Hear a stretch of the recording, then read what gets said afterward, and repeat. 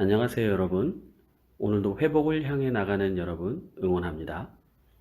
포기하지 마시고 자유와 행복을 찾을 때까지 용기 내시며 계속 도전해 봅시다. 우리는 감정과 정신적인 혼란을 견딜 수 없어서 중독 행위를 해왔습니다. 처음에는 중독 행위를 한다는 것이 재미있었지만 곧 그것은 습관이 되었고 마침내 중독 행위는 살아남는 데 필요한 것이 되었습니다. 중독이라는 병은 천천히 그리고 서서히 진행되었습니다.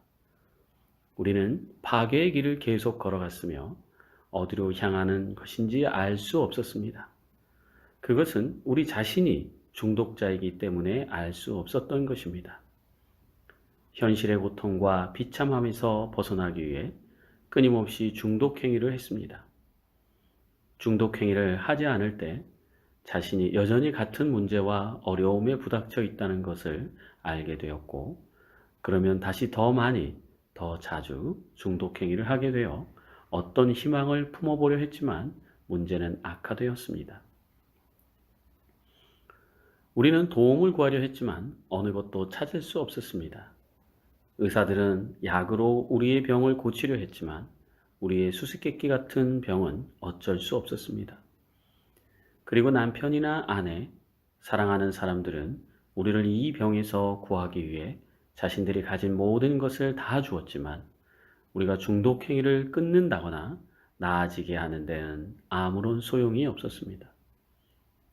또한 중독 행위의 종류를 계속 바꾸어 보았지만 이것은 너무도 일시적이었고 후에는 더 큰 고통이 우리를 괴롭혔습니다. 사회적으로 허용된 범위까지만 술과 약물 그리고 도박을 성적인 행위를 하려고 애써봤지만 성공할 수 없었습니다. 사회적으로 합당한 중독자는 없는 것입니다. 우리 중 몇 사람은 종교로서 이 병의 해결책을 찾으려 했고 다른 곳으로 이사를 하는 것으로 치료해 보려고도 했습니다. 우리는 주위의 환경과 문제를 만드는 삶의 조건들을 저주했습니다. 이사를 하는 것으로 문제를 해결하게 보겠다는 시도는 새로운 사람들과 만날 기회가 되었습니다. 어떤 사람들은 새로운 친구를 사귀거나 성적인 행동을 통해 안정 그리고 이렇게 결혼을 하고 이혼을 하며 가정으로부터 도망치는 것 등을 통해 안정을 얻으려 했던 우리의 행동은 아무런 소용이 없었습니다. 결국 어떤 시도를 하든지 자신의 병으로부터 벗어날 수 없었습니다. 삶에 완전히 실패했고 가족이나 친구 혹은 일에서도 가치가 없었으며 우리 중 대부분은 일자리를 얻지 못했고 누구도 우리를 고용하려 들지 않았습니다. 어떤 형태의 성공이라도 놀랍고 친숙하지 않았습니다. 무엇을 어떻게 해야 할지 몰랐습니다. 자신을 미워하는 감정이 커지면서 그런 감정을 숨기기 위해 가면을 썼고 더욱더 중독행위를 하게 되었습니다. 우리는 고통과 사고의 진저리가 났고 놀라서 두려움으로부터 도망치려 했지만 아무리 멀리 도망을 쳐도 항상 두려움은 우리를 따라다녔습니다. 희망이 없었고 자신은 쓸모없다는 생각이 우리를 괴롭혔으며 모든 것을 잃어버렸습니다. 실패란 단어는 항상 우리의 삶을 대변했고 자아란 존재하지도 않았습니다. 가장 고통스러운 감정은 절망이었고 중독으로 인한 고립과 부정은 우리를 점점 더 심한 내리막길로 몰아갔습니다. 회복에 대한 희망은 사라졌고 도움을 바랄 수도 없었으며 공허함과 두려움이 우리의 삶을 가득 채웠습니다. 즉, 인생의 완전한 패배제였던 것입니다. 우리에게 정말로 필요했던 것은 성격 변화였습니다. 자기 파괴적인 삶의 방식으로부터의 변화가 절실히 필요했던 것입니다.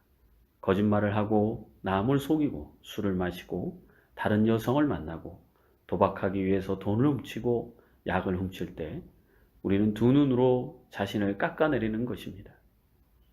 자기 파괴를 매우 심하게 해온 우리는 결국 모든 것에 무력하다는 것을 알 수 있었습니다.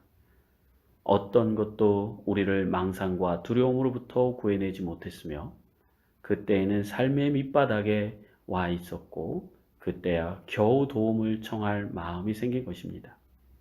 손을 뻗어 익명의 모임을 찾을 때 우리는 해답을 구하고 있었습니다.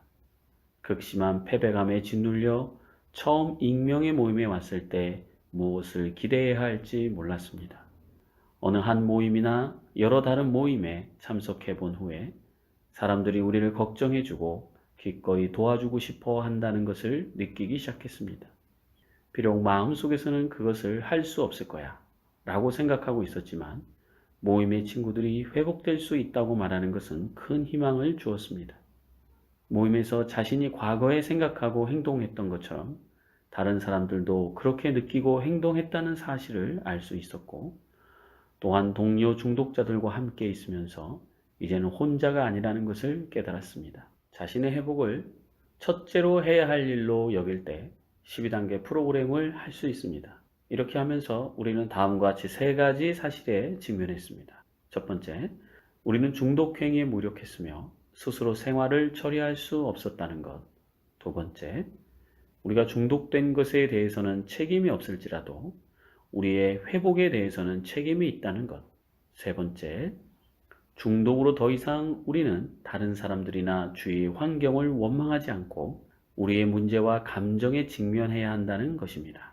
자, 오늘 하루도 살아남기 위해 꼭 익명의 모임에 참석하시길 바라면서 오늘 회복으로 가는 12단계를 마치도록 하겠습니다.